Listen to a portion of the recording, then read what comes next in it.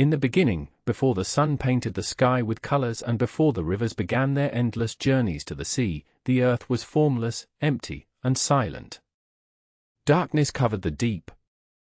But then, the Spirit of God hovered over the waters, and with a word, light burst forth, separating day from night. God shaped the heavens and the land, setting the sun to rule the day and the moon and stars to illuminate the night.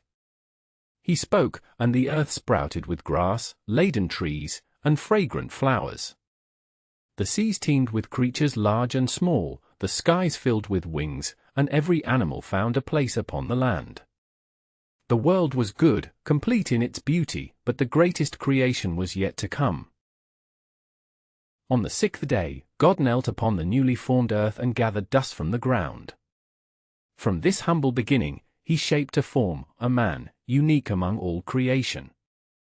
He leaned in and breathed into the man's nostrils the breath of life, and the man became a living being. His name was Adam. God placed Adam in a garden of delight, a paradise nestled in the east, called Eden. There, every tree stretched upward, branches heavy with fruit, delightful to the eyes and good for food. A river flowed from Eden, dividing into 4 mighty rivers that watered the garden and lands beyond. In the midst of Eden stood 2 trees of particular importance.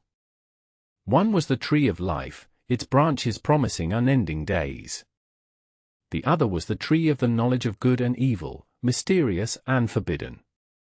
God led Adam through the garden, inviting him to partake of every fruit, but he gave one command, clear and solemn: you may freely eat of every tree in the garden, but of the tree of the knowledge of good and evil you shall not eat. For on the day you eat of it, you shall surely die.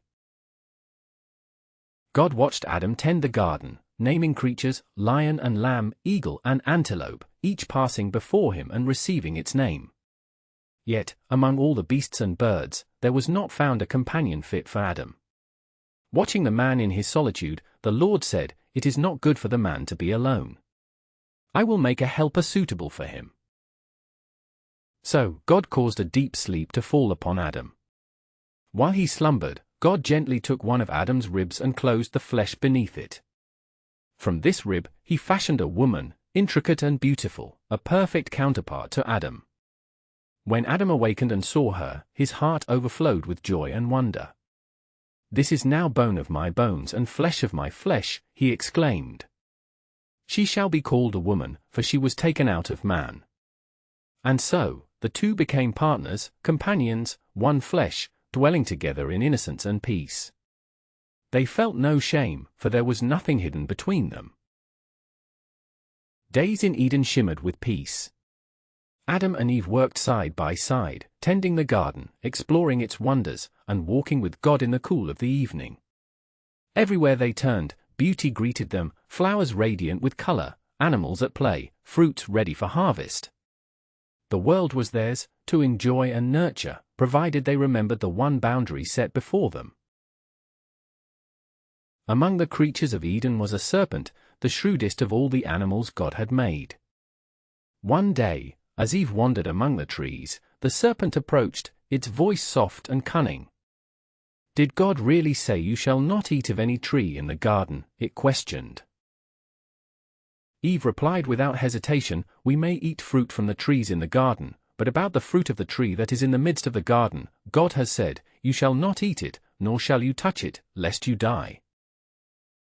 The serpent's eyes gleamed, its tongue flickering. "You will not surely die," it whispered.